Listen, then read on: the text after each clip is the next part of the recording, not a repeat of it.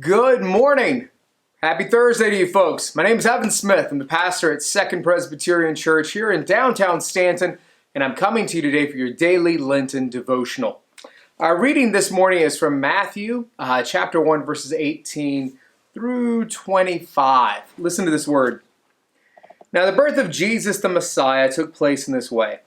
When his mother Mary had been engaged to Joseph, but before they lived together, she was found to be with child from the Holy Spirit.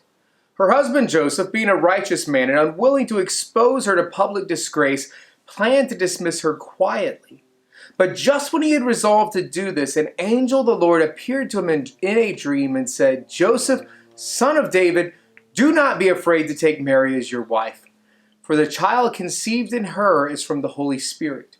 She will bear a son, and you are to name him Jesus, for he will save his people from their sins. All this took place to fulfill what had been spoken by the Lord through the prophet. Look, the virgin shall conceive and bear a son, and they shall name him Emmanuel, which means God is with us. When Joseph awoke from sleep, he did as the angel of the Lord commanded him. He took her as his wife, but had no marital relations with her until she had borne a son, and he named him Jesus. We know this story. We usually hear it, before Christmas time. But as I read it today and as I think about it, I just have to be honest with you guys. I am having a bit of coronavirus blues. I'm tired of it. I'm tired of dealing with it. And I'm sure you're the same way.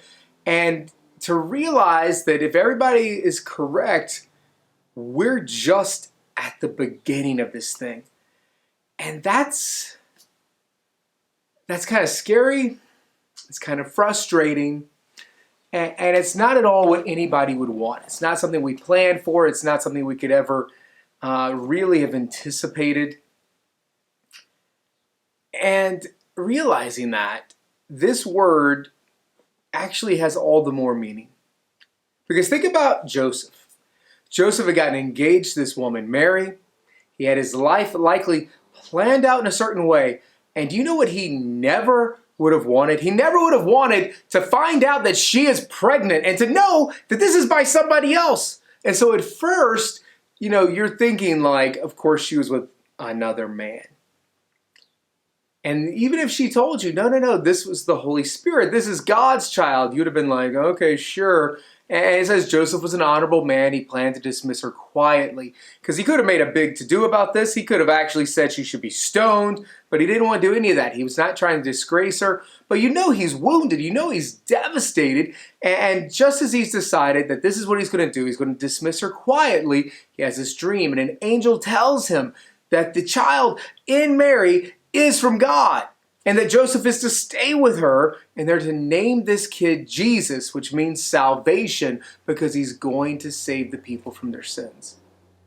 The entire Gospel of Matthew is really all about situations like this, if you understand his original context. He's writing to a group of persecuted Jewish Christians who are living in Antioch, in modern-day Turkey, Greater Antioch.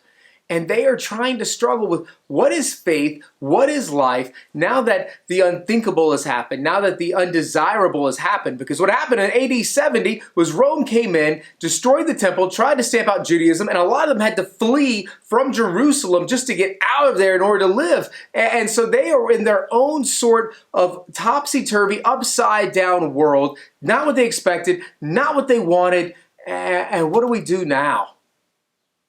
Gosh, that just seems like so much of where we are. This isn't something I would have chosen right now, being in this quarantine. This isn't something I would have wanted. And I got to tell you, as an extrovert, I'm kind of going crazy. And as a pastor, for those of you who are watching this that are part of our church, I miss you and I miss my people and I miss being able to care for you in ways that I normally do.